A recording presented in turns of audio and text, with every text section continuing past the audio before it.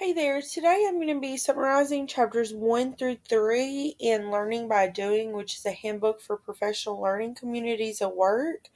There is so much good information in these three chapters, and since we're limited to 8 to 10 minutes and 10 slides, I cannot dive too deep, but I will do the best that I can.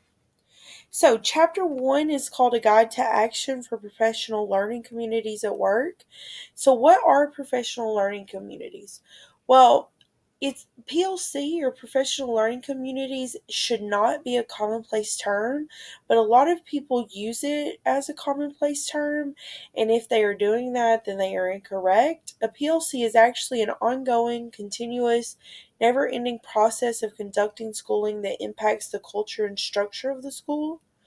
The school is the PLC, and then you should look at the teams within the school as the building blocks of that PLC.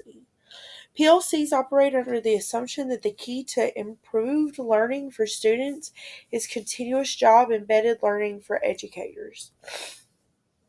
So, to continue in chapter one, three big ideas that drive the work of a PLC. The biggest idea is the focus on learning. It is the fundamental purpose of the school is to ensure that all students learn at high levels, which would be the current grade levels or higher. And to be effective, adults in the organization must also continuously learn. A collaborative culture and collective responsibility is the second biggest idea. And it says that educators must work collaboratively and take collective responsibility for the success of each student. And then the third thing is a results orientation. So you should focus on evidence of the student's learning. So the rationale for any strategy for building a learning organization revolves around the premise that such organizations will produce dramatically improved results if done correctly. That is the key. The PLC process requires a culture that is simultaneously loose and tight, and that sounds counterintuitive.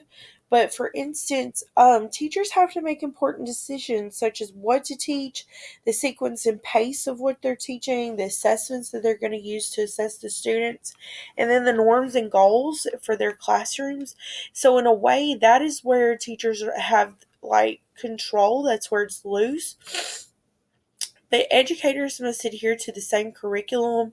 Like for instance, if you're teaching the same content in the same grade level, you have to use the same curriculum. You have to collaborate with your team. You have to use the same intervention and extension protocols throughout the whole building so that no one is getting better or worse interventions than others. And then so that is where it would be tight.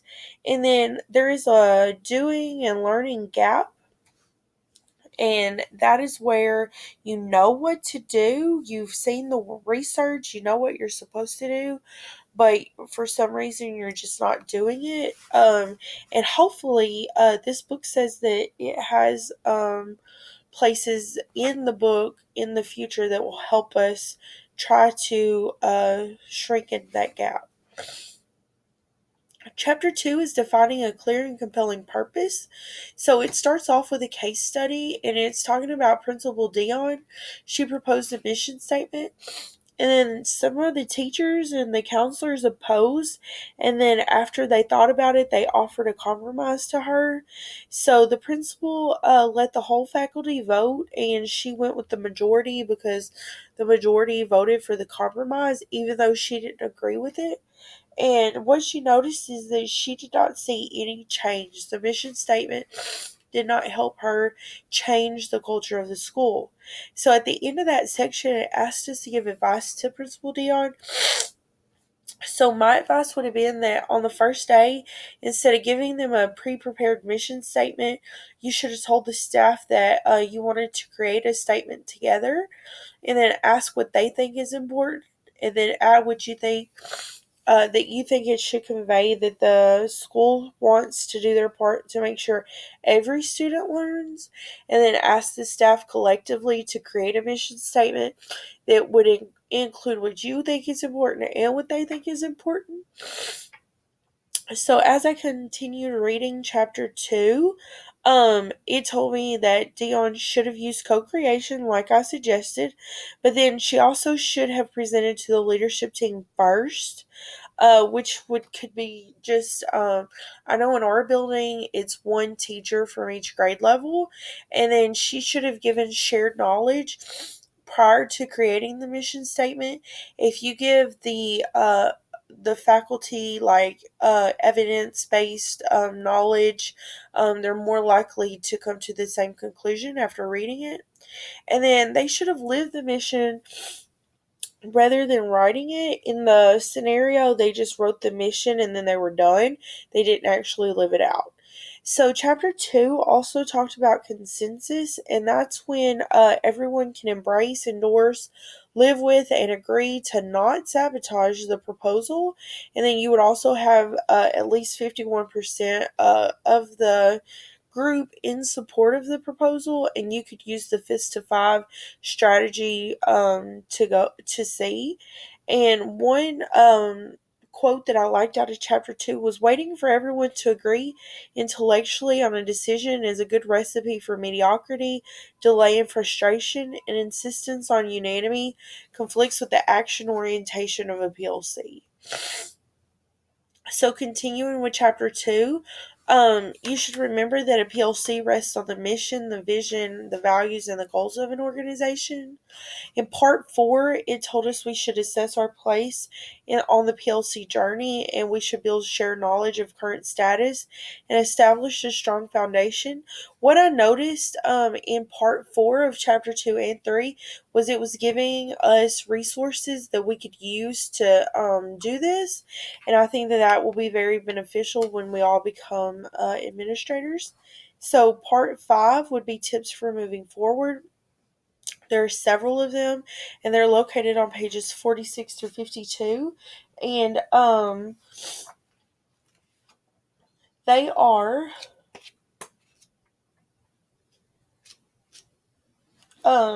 moving quickly to action, build shared knowledge when asking people to make a decision,